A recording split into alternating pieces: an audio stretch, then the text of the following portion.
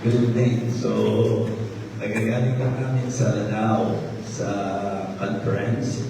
It's a big conference in Mindanao sa Parating. Actually, 5 years na tigil yung conference. And praise God, na-resume. At ito ay medyo very close to your anniversary. In fact, the invitation ko doon to stay until Monday. Meron pong nag-i-invite sa akin. Pero ito po ay naging commitment ko na pupuntahan ko po kayo. Yung nakita po tayo ng kahit 2 beses man lang isang taon, malaking bagay niyo po yun, para sa ating pong gathering. Kaya please bear with me kasi yung boses ko po, nakakanta dapat ako ngayon. Pero dahil medyo kaskas siya, kaya parang hindi na lang, Pero kahit naman hindi ganito pag kumanta ko, parang kaskas lagi yung boses ko. So, excited ako sa gagawin ng Panginoon, of course, tomorrow in your anniversary celebration. God knows that in my heart, I always want to be with you every time that you are celebrating your anniversary. It is just that because of the nature of my ministry, being an evangelist, I am preaching to different churches, to many churches. So, kaya parang nahihirapan pa tayo noon na magbigay ng schedule para po dito. But I praise the Lord. At yun nga, sabi ni Pastor Jordan, ang gawin natin ng Saturday, mentoring. Pero nabasa ko, revival. Okay, so, at he's actually right. Na basta salita ng Diyos naman ang pag-uusapan natin, revival ang magiging dating yan, So, kaya gusto ko lang po malaman, ready na po ba kayo? Buksan natin yung Bible sa 1 Samuel chapter 17. Our topic for tonight is about godly purpose. To be more specific, our godly purpose.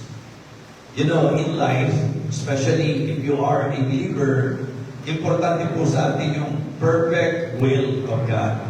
Kasi sa usaping buhay natin sa Diyos, we need to consider the plan of God, the path of God, and the purpose of God.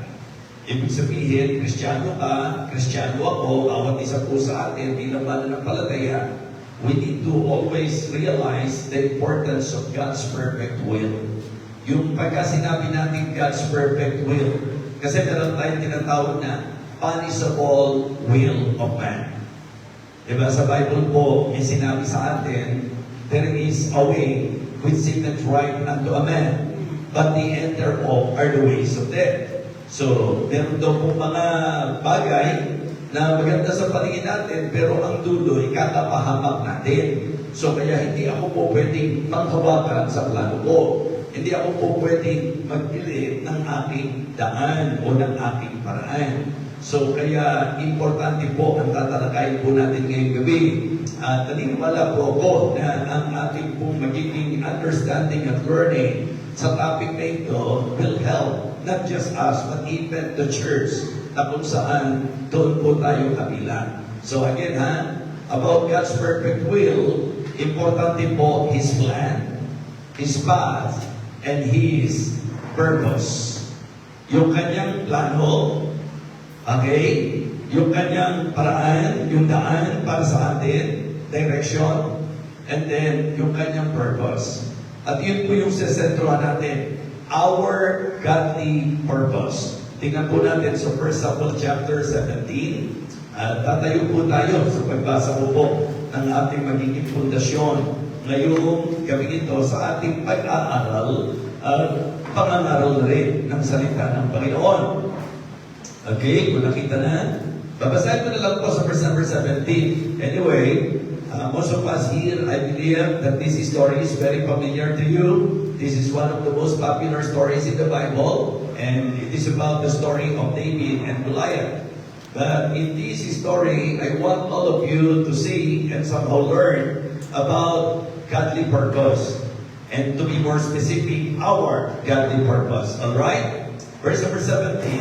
And Jesse said unto David his son, Take now for thy brethren an ephah of this parched corn, and these 10 loaves, and run to the camp to thy brethren. And carry these 10 cheeses unto the captain of their thousands, and look how thy brethren fare, and take their pledge. Now Saul and they and all the men of Israel were in the valley of Elah fighting with the Philistines. And David rose up early in the morning and left the sheep with the keeper and took and went. And Jesse had commanded, as Jesse had commanded him, and he came to the trench, and as the host was going forth to the fight, and shouted for the battle, for Israel and Philistines had put the battle in array, army against army. And David left his carriage into the hand of the keeper of the carriage, and ran into the army, and came to and saluted his brethren. And as he talked with them, behold, there came up the champion, the Philistine of God, Goliath by name, out of the armies of the Philistines, and spake according to the same words, and David heard them. And all the men of Israel, when they saw the man, fled from him, and were sore afraid. And the men of Israel said, Have you seen this man that is come up? Surely to defy Israel is he come up. And it shall be that the men who killed him, and the king will enrich him with great riches, and will give him his daughter, and make his father's house free in Israel. And they spake to the man that stood by him, saying, What shall be done to the man that killeth this Philistine, and taketh away the reproach from Israel? Or who is this uncircumcised Philistine, that he should defy the armies of the living God? And the people answered him after the same manner, saying, So shall it be done to the man that killeth him. Verse number 28. And Eliab his eldest brother heard when he spake unto the men. And Eliab's anger was kindled against David, and he said, Why camest thou down hither? And with whom thou hast left those few sheep in the wilderness? I know thy pride, and the naughtiness of thine heart, for thou art come down that thou mightest see the battle. And David said, What have I now done? Is there not a host? And he turned from him toward another, and spake after the same manner, and the people answered him again after the former manner. Let us go to the Lord in prayer. Dakilang Diyos, aming Ama, kami pinipapasalamat sa gabi ito, sa amin pong pagtitipon upang iyong salita ay aming pakinggan. Lord, thank you so much for this opportunity once again to learn from thy word. I pray, Father, that you will again empower your humble servant. Thank you for bringing us here to rejoice with them sa iyong pong faithfulness, sa iyong pong katakilaan. I pray that tonight, as we listen to thy word, may you bless our hearts, O God. May you talk to us. May you lighten our minds, particularly sa napakahalagang objective ng message na ito. Ang maunawaan po namin kung ano po ang purpose ng aming mga buhay. Bless us, O Lord, we pray. For all of these things I ask, in Christ's most precious name. Amen. Amen. You can have a seated. Muna po tayo. Well, as what I've said, ito po ay pamilyar na kasaysayan. Sino pa ba hindi nakakaalam ng kwento ni David at ni Goliath? Pero gusto ko pong sumentro tayo doon po sa sinabi ng verses 28 and 29. And Eliab, his eldest brother, heard when he spake unto the men, and Eliab's anger was kindled against David, and he said, Why camest thou down hither? And with whom thou hast left those few sheep in the wilderness? Listen to this. Ang sabi po niya, I know thy pride. Yan ang akusasyon po. Dito pong si Eliab, kay David, I know thy pride, and the naughtiness of thine heart. For thou art come down, that thou mayest see the battle. And the response of David is very important to consider, because we can notice and we can discern, we can know na meron pong napakagandang mensahe at dapat maging realization po ang bawat isa sa kanyang sagot. Ang sabi niya, ano ba ginawa ko? What have I now done? Is there not a cause? Wala pang purpose, wala pang reason, wala pang dahilan kung bakit ako nandito. Well, siguro po, kung babasahin po natin ang kabuuan ng storya mula sa pasimula, very clear po that the reason why David came to the battle, it is because of the command of his father. Inutusan po siya ni Jesse. At ang dahilan kailangan magdala ng pagkain sa mga kapatid niya na nasa laban. Okay? Yun po yung clear purpose. Or, pwede natin sabihin, human purpose. Ngayong gabi ito, gusto ko pong malaman na sa usapan, alam ng bawat isa sa atin, na usapang realidad ng buhay, sa bawat bagay na ginagawa natin, may human reason. Okay? Nakakasunod po kayo? Ha? Mayroon pong laging human reason sa bawat ginagawa po natin. Pero mga kapatid, what I would like all of you to learn and understand ngayong gabi ito, yung pong importansya na ang atin pong mas mabigyan ng sentro is not just the purpose of man. Yung pong human reason. Wag po doon sa mababaw na bahagi lang. As believer in Christ, we need to consider and always understand more than doon sa human purpose, yung divine purpose. Amen. Yung godly purpose. Right. Ito kaya ko nakita mahalagang maturo na kapag-aralan sa mga churches. Kasi sa totoo lang, pag ang isang tao, hindi niya alam ang purpose niya, hindi lang po siya apektado.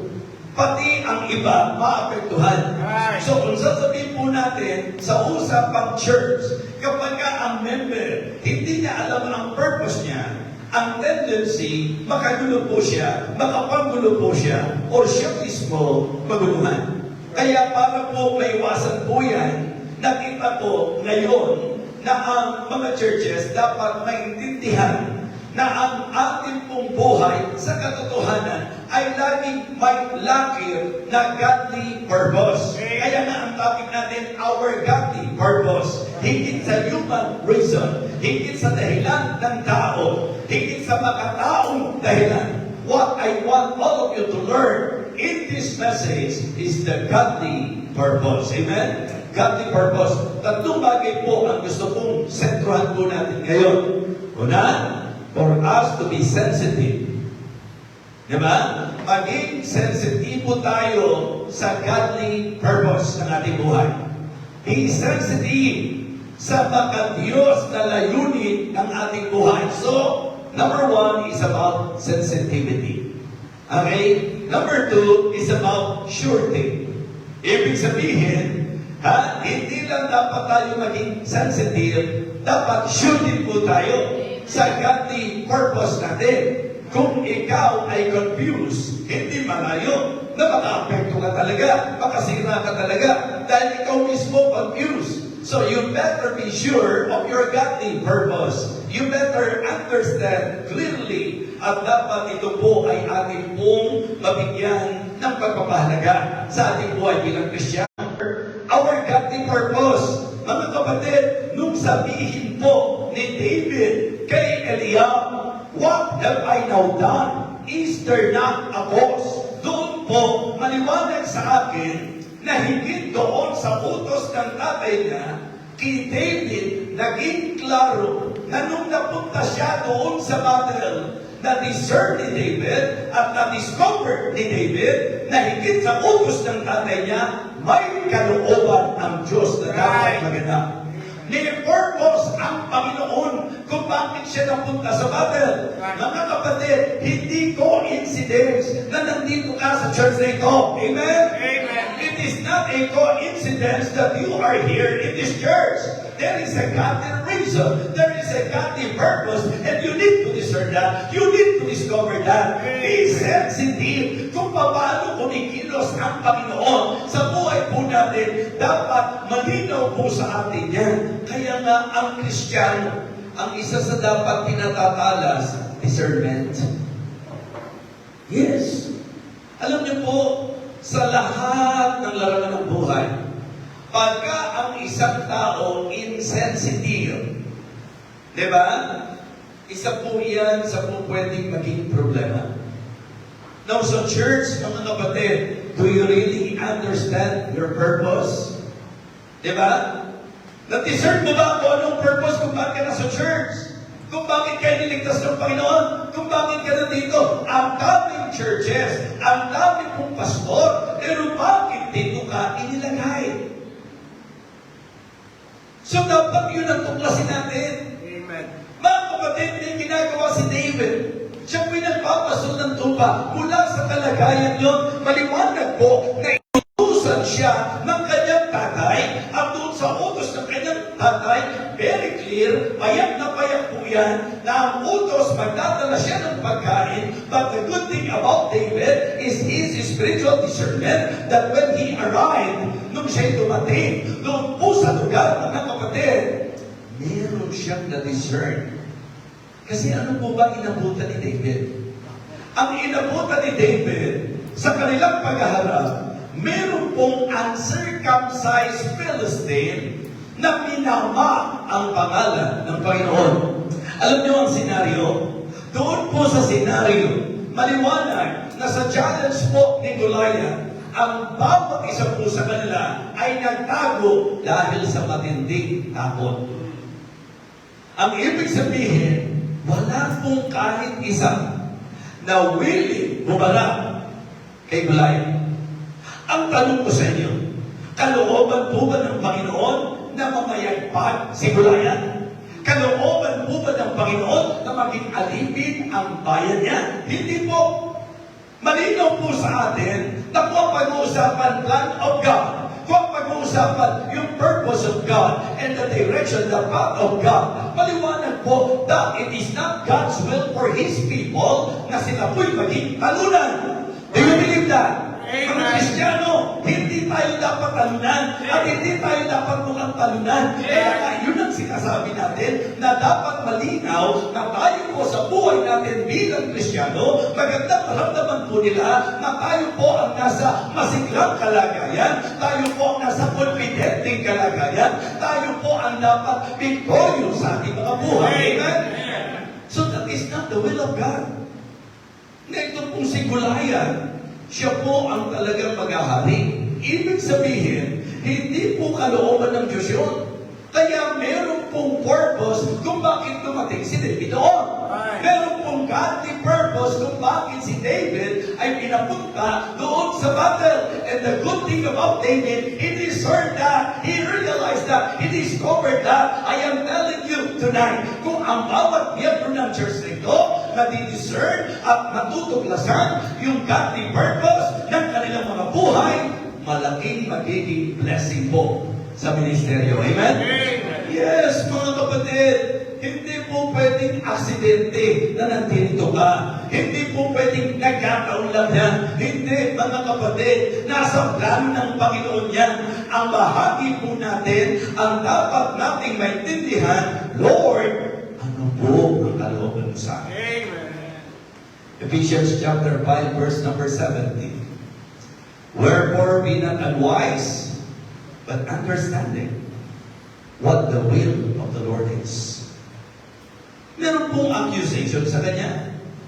Meron pong maling aligasyon ito pong si Eliab. Meron pong maling akusasyon itong si Eliab. Mga kapatid, kung titignan niyo po si Eliab, siya po ay larawan ng mga mananampalataya na ang inaaway, mga kapatiran. Diba? Isipin niyo po, ang kalaban si Goliath, hindi niya may pakita yung tapang niya kay Goliath, kanino niya pinuntok? Kay David. Hindi naman si David ang kalaban niya eh. Hindi naman si David ang kaaway. Minsan nangyayari po yan sa church. Pag hindi natin naintindihan ang purpose, kaiingitan mo yung mga tao, aakusahan mo yung mga tao, tandaan niyo po na bawat miyembro na itinadagdag ng Panginoon sa church, mayroong nagagampanan yan. Kaya ang bawat miyembro dapat pag-isipan, dapat ipanalangin, dapat tuklasin, dapat ma-discern natin kung anong kalooban ng Panginoon. Amen? Hindi po pwedeng pinadala ka ng Panginoon dito para sirain mo ang gawain. Diba? Hindi po pwedeng gano'n, palagay ko, kaya ako nilagay ng Panginoon sa church ito para ako mag-create ng problema at division dito sa church. Ay, ibang Panginoon po yun. Diba? Because in the Bible, ang may gawa dyan, Diablo. Diablo raw po gumagawa ng gano'n, mga kapatid. Ngayon kung paggugulo, kapag ang itinagdag ng Panginoon sa church ay totoong ligtas, ang kalooban ng Panginoon, ikaw ay maging bahagi ng pagsulong ng gawain ng Panginoon. Ikaw ay maging bahagi sa pagtulong sa gawain ng Panginoon. Bahagi ng pagsulong, bahagi ng pagtulong. Amen? So napakahalaga po na naiintindihan natin. Nung ito dalawang talata ito ang sinasentrohan ko. Nung sabihin ni Eliab, di ba? I know thy pride and the naughtiness of Minsan po mga kapatid, dahil sa insecurity natin, dahil hindi natin kaya gawin yung magagawa ng iba, minsan dinadaan natin doon sa mga false accusation, aakusahan natin. Iba lamang kahit isa sa kanila, napiling humarap kay Goliath, tapos meron ng piling na harap kay Goliath, pinagtintangan mo pa, diniscourage mo pa, ha? At kung ano-ano pa mga pinagsasasabi mo. Mga kapatid, mga minamahal, it is very important for all the believers to discern and discover His godly purpose. Alam mo na ba? Kung anong purpose mo dito sa church? Diba? Bakit sa dami-dami? Ikaw ang marunong tumutog. Diba? Ba't ikaw ang binigyan ng Panginoon ng gift na kung ano yung gift na meron ka? Bakit ikaw ang binigyan ng Diyos ng kakayahan? Bakit sa puso mo inilagay ng Diyos yung kanyang burden?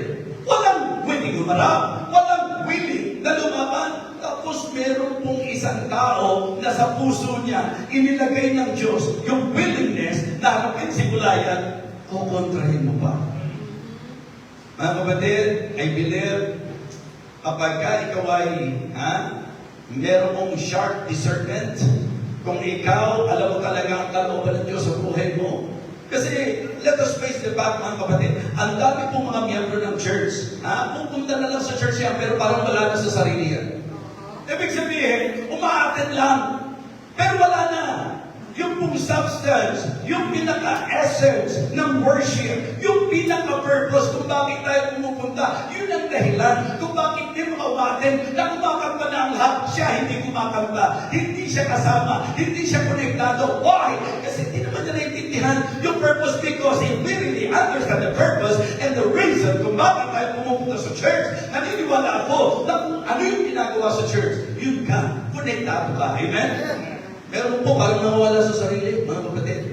Attend ng church para sa spiritual or religious ego lang. Yung masabi kong ma-attend. You should discern. You should discover. You should know. You should find out. You should realize your godly purpose. Why?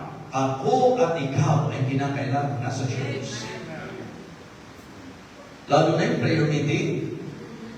Pagka prayer meeting, yung isa lang naglilid. Kapaniwala kayo, subukan mong dumilat. Makikita niyo po na marami po hindi talaga nagpe-prayer meeting. Dapat connected Kahit may isang naglilid, dapat kasama ka talaga doon sa nagpe-pray. Mga kapatid, mga minamahal, panahon na para medyo tayo po ay mapaalalahanan. Baka hindi mo naiintindihan ang godly purpose ng iyong buhay. Baka hindi mo naiintindihan kung bakit tayo pumupunta sa church. Baka hindi mo naiintindihan kung bakit kailangan nating humayo. Baka hindi natin naiintindihan kung bakit tayo nagbibigay. Dapat malinaw sa discernment natin at alam natin ang dahilan kung bakit natin ginagawa ang mga bagay-bagay. Amen? So number 1, be sensitive. Okay? Discern and discover your godly purpose. Second, be sure. This is about surety sa purpose ng Diyos sa iyong buhay. So, ano po ang ating bigyan pansin dito? Divine and be definite. Diba? In your godly purpose. So, kailangan sa discernment mo, matuklasan mo, and then, matiyak mo. Matipay mo at maging definite ka. Ibig sabihin, kahit ni Elia na sumita sa'yo, dahil ikaw mismo, discern mo, discover mo, at natipay mo kung ano yung purpose mo, and you are definite na ito ang reason, ito ang purpose ng Diyos sa buhay mo, hindi ka basta maaapektuhan. Diba? Bigyan kayo ng example. Ako pinagpapastor. Pero maliwanag yan, sa pagpapastor ko, ang direksyon ng Panginoon sa akin is to be an evangelist and a revivalist. So, ibig sabihin, because I am very much aware, okay, in my discernment, this is how God is using me, this is the direction na talagang inilalagay ng Diyos sa harap ko, and then, dahil na-sense ko po yan, na-discern ko po yan, na na-discover ko po yan, and then, as I continue on, na-define ko po yan at naging definite ako. Tingnan niyo po kung paano even sa mismong church ng Living Water, hindi ka nakagulo, kundi naging mas maayos ang gawain. Yung pala ang reason kung bakit inilagay ako ng Panginoon doon sa nagte-train ng maraming preachers, ng maraming staff, ng maraming workers, sapagkat sa nature ng ministry ko, yun yung direksyon ng Panginoon sa akin. So mga kapatid, kung tatanungin niyo po ang mga members ng church, tinitiyak ko po sa inyo na almost one voice po na sasabihin nila sa inyo na kung sila tatanungin, ayaw nila na ako ay wala sa church. Okay? Sigurado po ako niyan. Tinitiyak ko po sa inyo that if you will ask the members of Living Water Baptist Church, given a choice, they will surely choose na ang buhay ko doon lang, na magkakasama lang kami. Dama ko po yan every time na nanduroon po ako. Dama ko po yan. And even sa puso ko po, to tell you honestly, kung ang pag-uusapan natin sa bahagi ng tao, mukhang mas magaan. Kasi hindi ka nabibiyahe, di ba? Hindi ka nagagastos ng RFID, hindi ka magdidiesel ng masyadong mahal, tapos kasama mo pa yung mga miyembro mo, yung mga taong inilagay ng Panginoon sa iyo. So, ibig sabihin, sa part nila, sa part ko, by heart, gusto ko sana yun. Pero dinisregard ko po yun eh. Why? Because I deserve the purpose of God in my life. Because I discovered the purpose of God in my life. And here is the thing. Mga kapatid, doon sa ginagawa ko po, nakikita ko yung outcome. Right. Alam niyo po, kapag kakalooban ng Diyos ang ginagawa mo, yung outcome, yan po ang po pwedeng mag-affirm. Di ba? That is actually the confirmation of your calling, the confirmation of God's will in your life. Amen. So, halimbawa lang po mga kapatid, just recently, nakatapos lang, imagine po mga kapatid, doon po sa conference na yun, kung gaano karaming men of God, servants of God, ang talagang mula sa kanilang wounded na kalagayan, mula sa kanilang discouraged na katayuan, na talagang some of them, many of them, as they approach me, mga kapatid, ang kanilang appreciation sa naging pagpunta roon, imagine, nag-iisip na sila ng pagtalikod. You see? Eh kung ang inintindi ko, wala akong pakialam doon sa ano yung pinadadama ng Panginoon sa akin. Kung ang ipipilit ko yung gusto kong magkakasama lang kami, just try to imagine the effect. Samantalang ang laking blessing na may mga dapat sana sundadong aayaw na, sundadong natatakot na, sundadong susuko na. Isipin niyo po na doon sa katayuan, kung papanawin natin yung pong tanawin that time, ang sabi po ng Bible, dahil sa pamamayagpag ni Goliath, lahat sila nakatago, lahat sila nakakobli. Ang ibig sabihin, nilulong po sila ng takot, sila ay nasa pangamba, at para bang hihintayin na lang nila ang kanilang hindi magandang kalalagyan dahil sa kanilang tatanapin ay hindi basta-basta. But in that situation, the Lord sent David. Amen. Na meron pong discernment, na meron pong clear understanding, may sensitivity, at natiyak ni David na kaya siya nagpunta roon hindi lang para magdala ng pagkain sa kanyang mga kapatid, Right.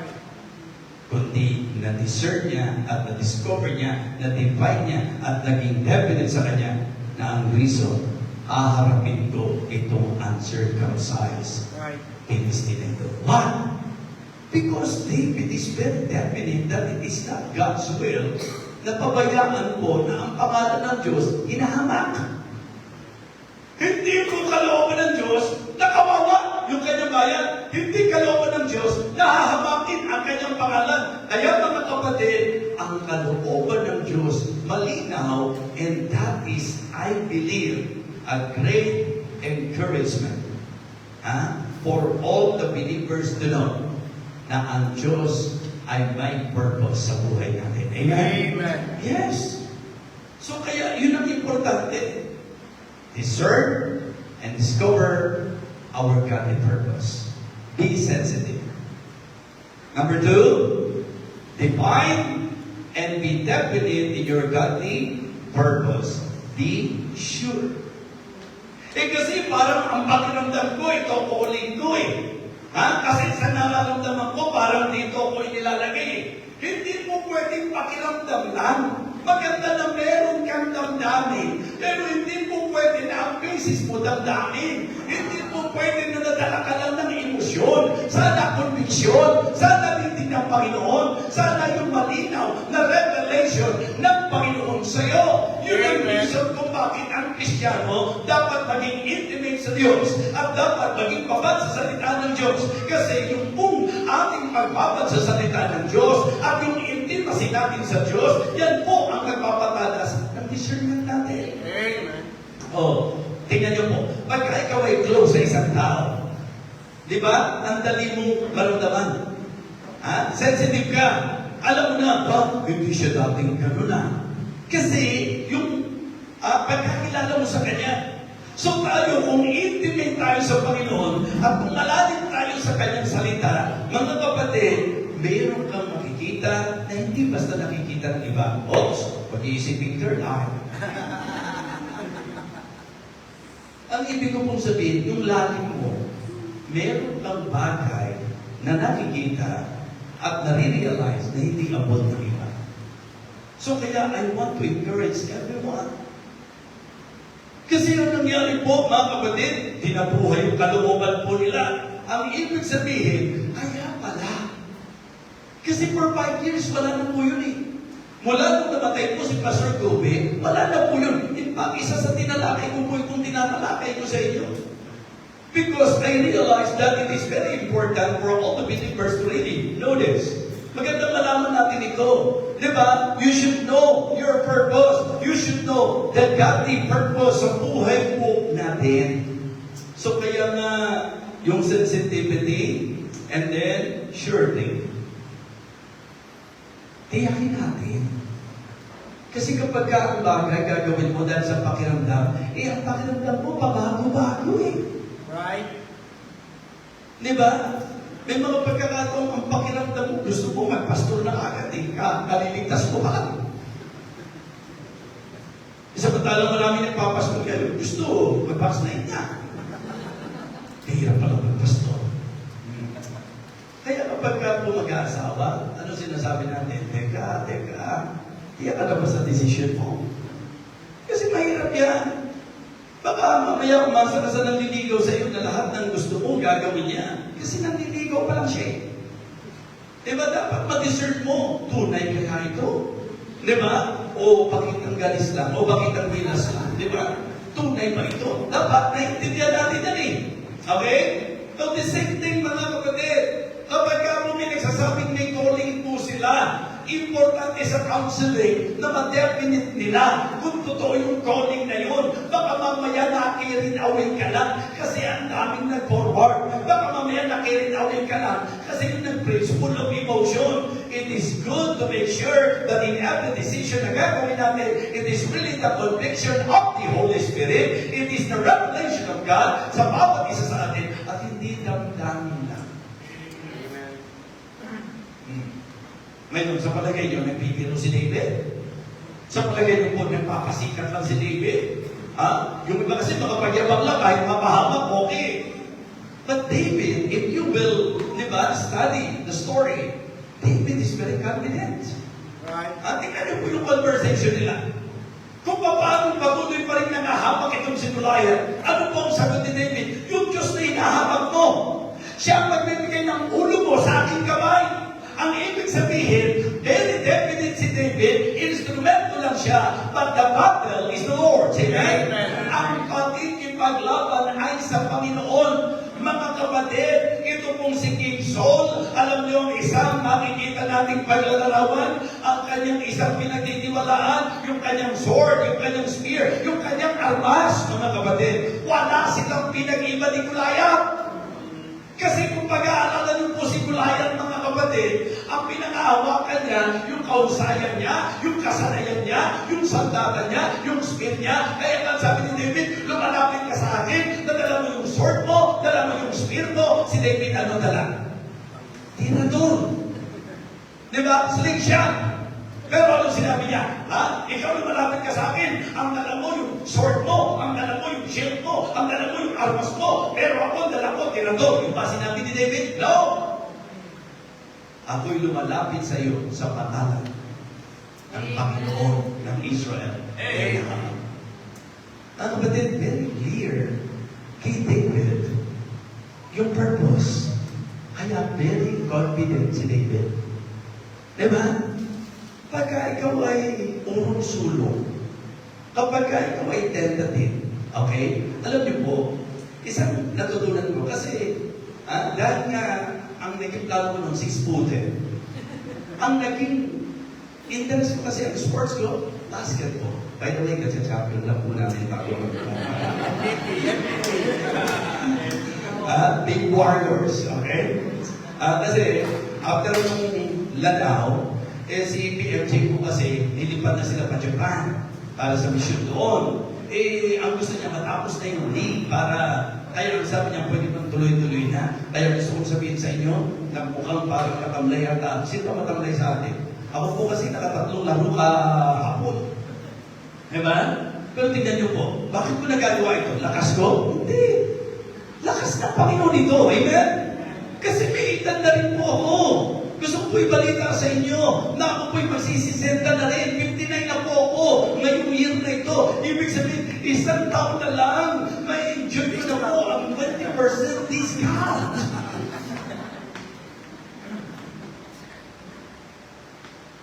Alam niyo po, bilang naglalaro ng basketball, sino sa inyo medyo aware? Ano ang function ko sa laro? Aware kayo? Anong role ko po sa paglalaro? Outside, shooter. Hindi ako parang mag-ambisyon na sa loob ako ng, at makikipagtalunan doon sa mga 6-footer. Hindi po, sa mga malalaki ang katawan, no. So, very clear sa akin na hindi ako dinisenyo sa basketball na nasa loob ako at makikipagtalunan sa kanila. Okay? Mga kapatid, malinaw sa akin, definite ako na ang magiging role ko outside shooting. At kahit paano nakakachamba po, mga kapatid. Opo. In fact, yung 300 po namin, yung, di ba, 3x3 po namin, 1 to 21 lang po yun, di ba? Hanggang 21 lang po yan. So, medyo nahihirapan ako, kaya 15 points lang po ang nagawa. Di ba? Oh. Ano po ang pakiramdam nyo? Nagyayabang ako, nagtitiro. Pareho po, mga kapatid. Ang ibig kong sabihin, malaki ang magiging contribution mo sa team kapag ikaw, alam mo yung iyong pwesto, alam mo yung iyong role, malinaw sa iyan, definite sa iyan, kasi kung hindi, baka yung kakapin mo na siya ang sentro, kasi ikaw, puter ka lang, talon ka ng talon, hindi tuloy makaporma yung sentro nyo. So, pwedeng makagulo ka doon, tama po? So, kaya mga kapatid, dahil definite ako, now, hindi naman yung pagyayabang ang gusto kong sentrohan dito eh. Ang gusto kong sentrohan dito, principle ko ito, reality po ito. Pag ako po ay titira sa labas, ang laki-laki pong tulong para sa kumpiyansa ko, na tiyak ko, na pagsasablay ako, meron pong tatalon na kakampi ko. Kung meron po kaming malakas na sentro, shout out kay Brother Ran, ang malakas na sentro namin. Diba? So dahil confident ako na yung sentro namin maaasahan, pag ako ngayon nasa labas at open po yan, very definite ako na ititira ko po yan. And you know what? I realize na kapag ikaw ay medyo confidente at hindi ka tentative, kasi ang problema sa shooting, kapag shoot ko na to, kapag sabihin nila, buhay ako. Yung dami-dami tumatakbo sa isip mo, hindi ka definite kung ititira mo na ba o hindi. So mga kapatid, sa Biblia, hindi ba ganun din? A double-minded man is unstable in all his ways. So, ewan ko, sa observation ko, ganun eh. Pagka ikaw ay confidente, mas mataas ang percentage. Okay? So, ganun din po mga kapatid, na kapag ang isang tao ay may kumpiyansa, mas areglado po yan. Pero saan mo itutungtong ang kumpiyansa mo? Kapag tiyak ka sa isang bagay. Amen? Now, the reason why God is using me sa klase ng ministeryong ginagawa ko, because I am very definite that this is really the purpose of God in my life. That this is really my calling, mga kapatid. So kaya I hope na nakakasunod po kayo. Ha? Mahirap sa iyo, sa usapang ministeryo, sa usapang church, kung ikaw mismo, hindi mo alam kung ano ang purpose ng buhay mo sa church name. You better discern, discover, define, and be definite kung ano po ang purpose ng Diyos sa buhay mo. Kasi kung malinaw sa iyo, hindi mo basta iiwanan ang gawain eh. Kung naiintindihan mo yung purpose mo eh, yung purpose ng Diyos, in particular, yung purpose ng Diyos sa buhay mo. Mga kapatid, kung pwede sana na kung inintindi lang ni David, dutang yung kasama dyan, uwi na lang ako, grabe pala yung kakaharaping laban dito.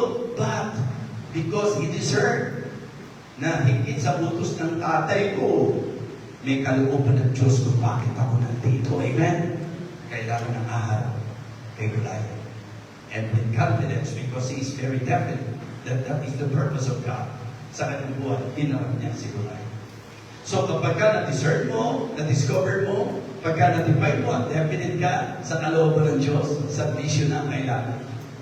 Ha? Sa mission. So do and demonstrate God's purpose. Okay? So mas maganda po, do and demonstrate your godly purpose. Kaya dapat yun yung ating pong gagawin. Malinaw na sa akin, ito kalooban ng Panginoon. Ha? Kung baga mga kapatid, dahil malinaw na sa atin kung anong kalooban ng Diyos, wala na tayong other option. Are you listening? Wala na tayong option doon mga kapatid. Kapag ka malinaw na sa iyo, ito kalooban ng Panginoon, dito ko nilagay ng Panginoon, ito ang ministeryo pinagkatiwala ng Panginoon, kapag ka ikaw, clear sa iyo yan, ang definite ka dyan, then, sundin mo na, gawin mo na, ikaw ay mag-function according sa malinaw na purpose ng buhay. And in this story, eto po si King Saul, kasi hindi naman naging madali. Hindi naman naging madali para kay David na talagang harapin niya. Bakit? May mga dinaanan pa siya.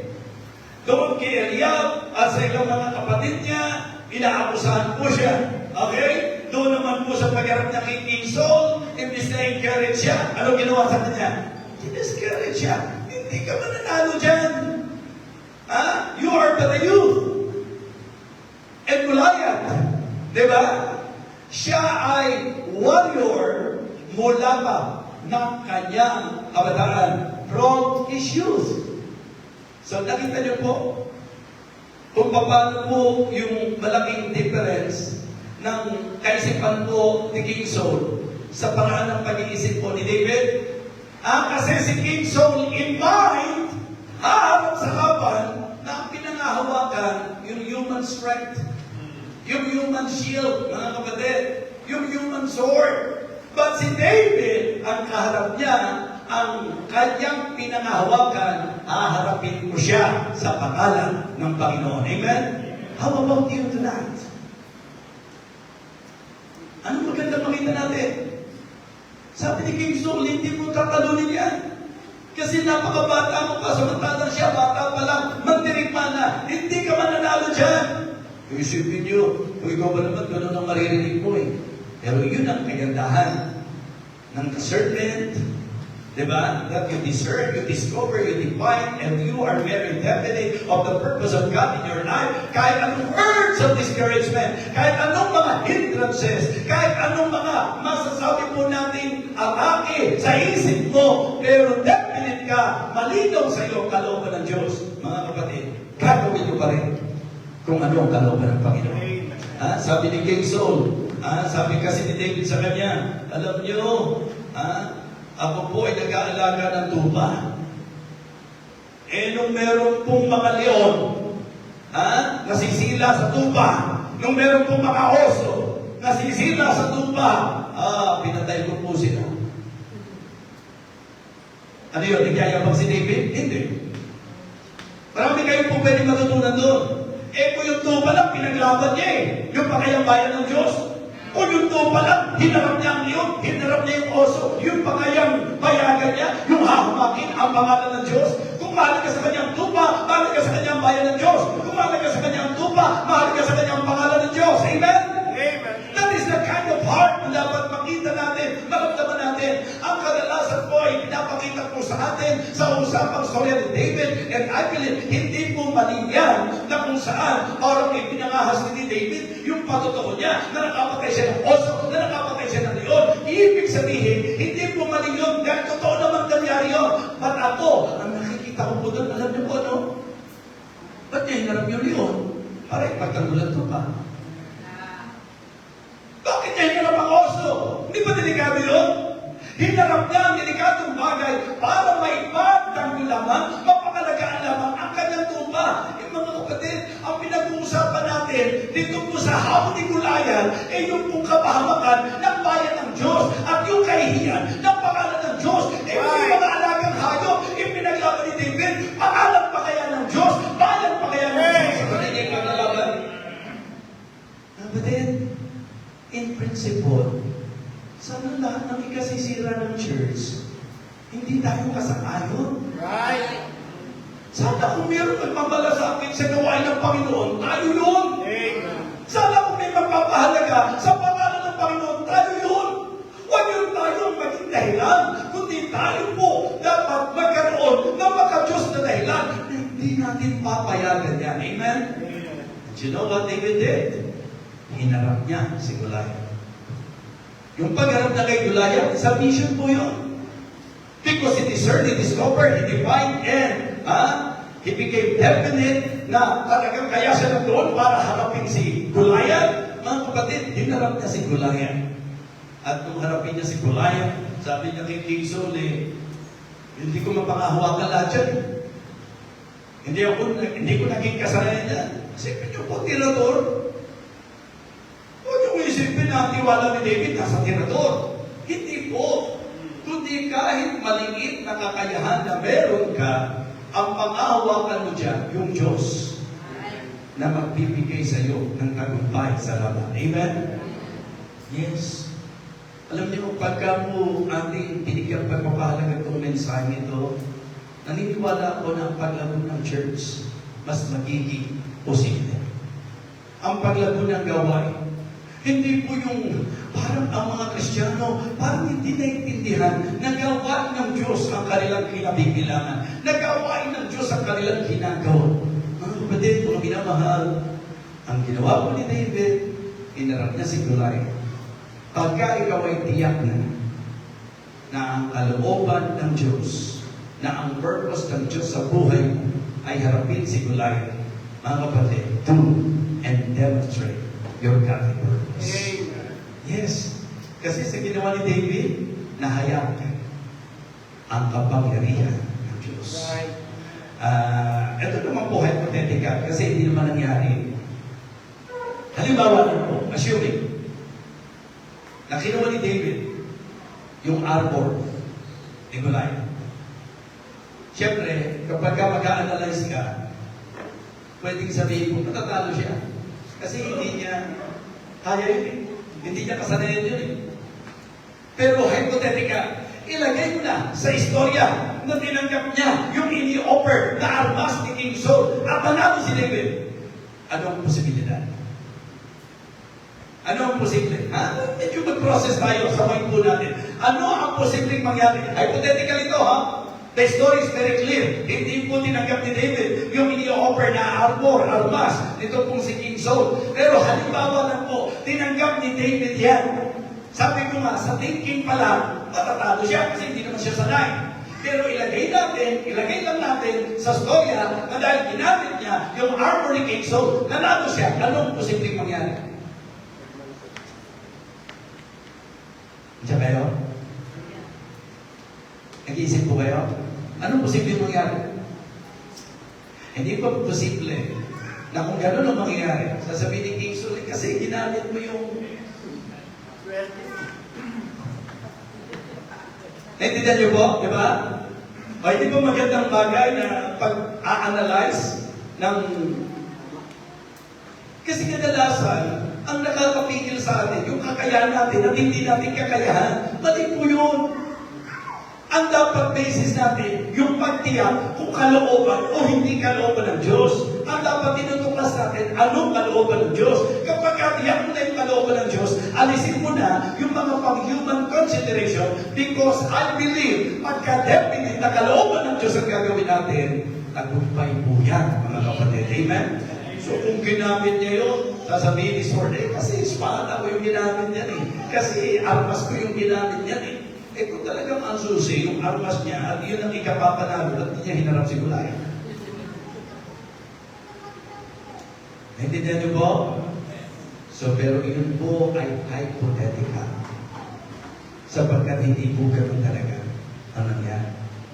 Because David is very definite na ang kalooban ng Diyos kaya siya napunta sa battle para siya ang haharap kay Goliath. Mga kapatid, walang pagdadalawang isip na ginawa ni David. Nagpasako si David. Sumunod si David. At i-demonstrate ni David ang Diyos sa kanyang layunin, sa kanyang buhay. Mga kapatid, hindi niyo po pwedeng tawaran ang kayang gawin ng Diyos sa buhay ninyo. We cannot underestimate what God can do sa buhay po natin. Si Freddy po completely nobody. As in, wala talaga. Diba? Dahil na dahil po ako ng mga nagpastor na sila po ay may ganito pong title, na sila po ay mayroong ganitong degree, na sila po ay well-off. Pag tinignan niyo po sa human side, I am completely nothing. I am just a nobody. But praise God, one day in my life, hindi lang niya ako niligtas. Tinawag po niya ako at doon sa tawag ng Diyos, wala akong ibang pinaghawakan, kundi ang tawag niya sa akin. And I praise Him because in spite of the fact na ako ay walang may pagmamabuli, ginagamit po niya ang aking buhay. Amen? So the same thing. Sa buhay ng bawat isa sa atin, huwag niyo pong mamalitin ang kayang gawin ng Diyos sa buhay natin. Calvary, Bigan City Calvary Baptist Church, huwag niyo malitin ang kayang gawin ng Diyos sa gawain ito. You just need to discern and to discover your godly purpose. You just need to define and to be definite in your godly purpose. And you need to do and demonstrate your godly purpose. Anong nangyari sa story? Natalo po si Goliath. Why? Because greater is our God than Goliath. Our God is bigger than Goliath. Ang bawat isa na nasa panig ng Panginoon can claim the victory because we are more than conquerors through Him that loved us. I hope and I pray na ngayon sa taling ito, tayo po ay nahamon sa mensahe. Tayo po ay magbibigay ng higit na pagpapahalaga sa pagtuklas ng maka-Diyos na layunin niya sa ating mga buhay. Hindi ka po niligtas ng Diyos na pagkatapos nun, tapos na. May purpose ang Diyos sa buhay. Hindi ka ilagay ng Diyos sa church nito at pagkatapos nun, yun lang. May godly purpose kung bakit nasa church ka nito. Hindi po kami ng pastor na dahil ganun lang. May purpose kung bakit tinawag kami ng Panginoon. So, bawat isa sa atin, music ministry, ushering, song leading, teaching, soul winning, anong ministry, hindi ka ilalagay ng Diyos dyan nang wala siyang makatiyos ay layunin. And it is always good na ating putiyak ang layunin ng Diyos sa ating buhay. Tuwing po rin tayo. Habang tumutugtog po sa paanyaya, hindi na po ako magpapaligoy-ligoy mga kapatid. If through this message, the Lord enlightened our mind, if through this message, the Lord encouraged you and challenged you, why not come to the altar and talk to God and tell God, Lord, I need this message. Very clear sa akin ang mensahe. I want to understand clearly your purpose in my life. Hindi lang yung gusto ko, kundi yung gusto ko sa buhay. Bakit mo ko niligtas? Para lang ba mapupunta sa impyerno? Kung yun lang po ang dahilan, ba't nandito pa po ako sa lupa? Meaning to say, may godly purpose. May dahilan po ang buhay ko. Kaya mo ko niligtas sapagkat nais mo ko gamitin. Kaya mo ko dinala sa church nito kasi nais mo ko na may isa katuparan sa church nito ang layunin sa aking buhay. Sige po, nagsisimula ang lahat sa kababaan. Nagsisimula ang lahat sa pagpapakababa. Kasi ang nagmamataas, tinatanggihan ng Panginoon. Hindi ako kailangan ng Diyos. Hindi ka kailangan ng Diyos. Hindi kailangan ng Diyos ang kahit sino sa atin. Tayo ang may kailangan sa Kanya. At ang isang magandang ating tuklasin lagi sa buhay natin. Ano ang layunin ko sa ating buhay? Please, reveal to me your will. Give me discernment, Lord. Because I want to be definite sa kung ano ang purpose ng ating buhay. Sige po, give time for yourself. You pray to God. And tell God, Lord, thank you for this message. I need this message. Dakilang Diyos, salamat po. Salamat po sa mensahe mo na nagbigay liwanag sa akin. Panginoon, kilala mo po ang pagkakas sa akin. Alam mo po, dakilang Diyos, kung sino po sa amin ang sincere. Panginoon, maraming pagkakataon po kahit wala kaming intention. Pero kami po pwede maka-apekto sa gawain, sa hindi namin pagkatuklas kung ano po ang purpose mo sa aming buhay. Dakilang Diyos, ngayon kami dito sa mensahe aming napakinggan, nandito po kami sa harap mo, kneeling down and praying, Lord, for you to reveal your perfect will sa aming mga buhay. Give us discernment, Lord, at gawin po maging dito po kami sa kung ano talaga ang nais mo para sa aming mga buhay. Ang buhay na ito sa iyo, Panginoon. Kaya wala kami kahit konting karapatan na gamitin namin ang aming buhay sa aming pagsariling kagustuhan. Panginoon, ang buhay na ito ay para sa gamit mo. Ang kailangan lang po namin, patiyak, na discern, Panginoon. Kaya, please, Lord, tulungan mo kami na ma-discern namin, ma-discover namin, ma-define namin, maging definite kami, magawa namin ang iyong purpose sa ating mga buhay. Sa iyo po pinagkakatiwala ang bawat isa o aming Diyos. At umaasa po ako na ang impact ng mensahe ito ay madarama sa buhay ng church na aming po pinabibilang.